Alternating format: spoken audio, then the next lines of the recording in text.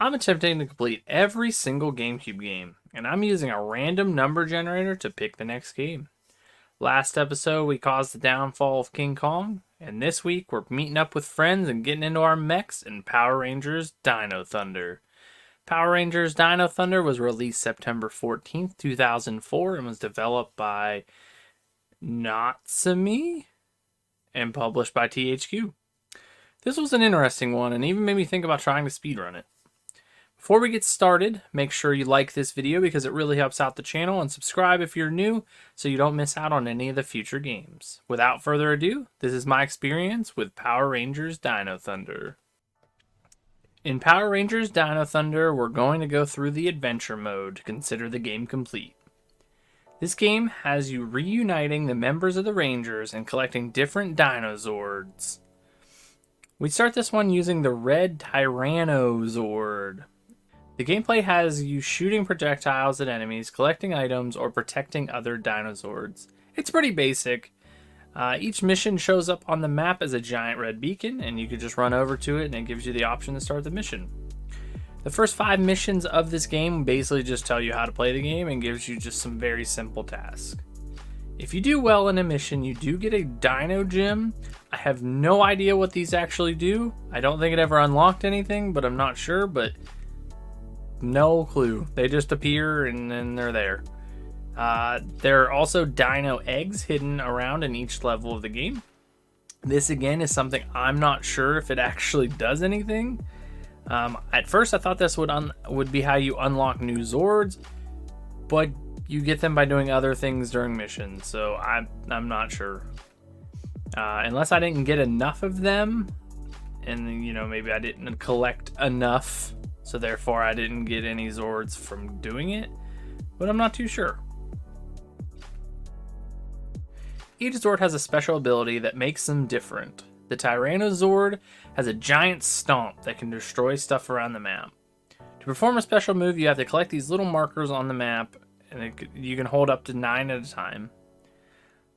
Little icons of the different Zords will show up around the map randomly, and if you collect them with the correct Zord, they will unlock mini games that you can do separate from the main missions. I played a few of these later on, and I honestly don't think they're that fun. The first real mission had us defeat some flying robots, and then after we ran around the tar pits to collect pieces of bones, we brought back our first Zord, the Thunder Zord. This one can drop projectiles, but its main feature is that it can fly around the map. It also does this spin move corkscrew. We then got a mission that had us flying through rings and to find a secret area of the tar pits. After we completed that, we unlocked a new area, the Reefside Canyon. This was an area with a river that ran in between 2 giant rocks. We unlocked a new Zord here. I have no idea what this was actually called, but it's a Triceratops. Then we had a mission that we had to protect the Black Bronco Zord from one side of the canyon to the other side of the canyon. Once we complete this mission, we unlock the next arena, which is Reefside City. This is a giant metro city with tall buildings everywhere. The first mission here has us destroy a bunch of energy collectors that were randomly placed around the city. Once we have destroyed those, we get to destroy generators around the city. If you haven't noticed yet, this is the common thing among this game. Just destroy things and move on. The last one of these was actually kind of hard to find though, and it took me a little bit. They do have this little indicator on the left hand side of the screen that shows you glowing dots, which tells you which ones you collect. I think this kind of indicates which direction you should be going, but not 100% sure. Once we complete that mission, we get a call from our headquarters. And it's the Black Ranger, and he says, "Hey, we're being attacked," and we had to get back to the tar pits right away. An enemy known as taggers start to spawn. If they touch you in any way, shape, or form, you are sent back to the Reefside City on your way back to the tar pits. We finally get back to the tar pits, and then we get this little cutscene that shows our 3 Zords combined into one giant mech warrior. This was really cool, and it actually changed up the gameplay quite a bit, so it was pretty refreshing. This is the mission that has you meet Mesogog, the main villain in the game.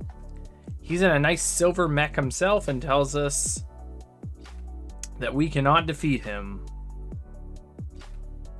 We were able to defeat him using this special move, and we go on to the next level, Jungle Island. Back-to-back games with a tropical jungle environment. What are the odds? I don't know how the portals work in this game, but in this area is very old looking.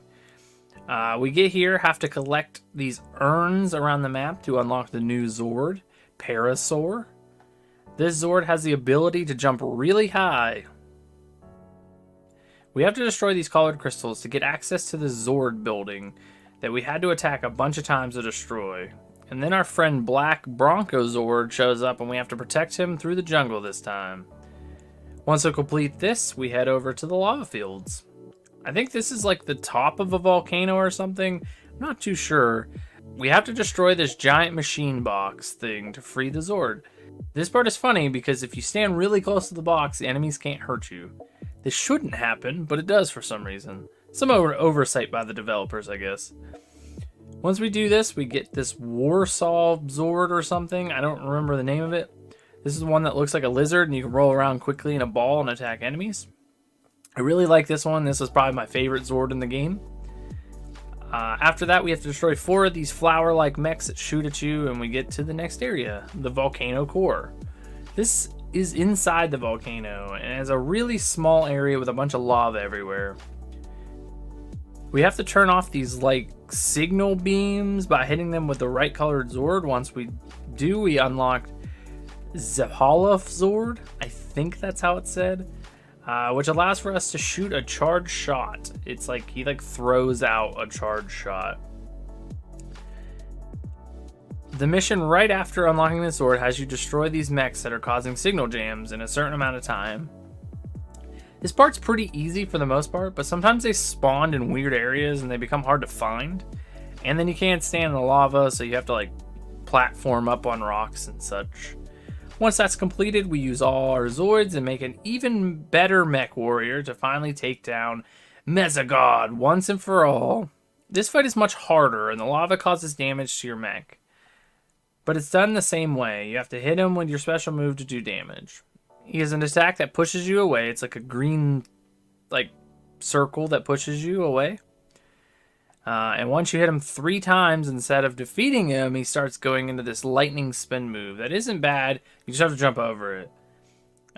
It's like a purple electric beam that he spins in circles, and you just kind of jump over it. It's not all that threatening once you know what's going on. Once we get him another 2 times with our special move, he's defeated, or at least he runs away again, and the volcano starts to fall apart. We have to hurry over to a portal to escape the volcano before time runs out. Once we do, we get this cutscene showing the volcano erupt and the Black Power Ranger telling us that we did it. And the game is over. The credits roll. This game wasn't what I thought it would be, but when I started playing it, it was actually pretty simple and it doesn't really overstay its welcome. I had some fun playing it, and I think I would recommend it for people that like the series. If you want to know what we're playing next, stick around, but if not, thanks for watching, and we'll see you in the next time. So, 562 is what's left. And, yeah, so on the count of 3, we're going to figure out from this list what we're playing next. 562. 1, 2, 3. 283 is our next one. And let's see, 283 is Mission Impossible Operation Surma. Never played this game either. Action adventure stealth video game, huh? Tom Cruise. Yeah. So that's the next game.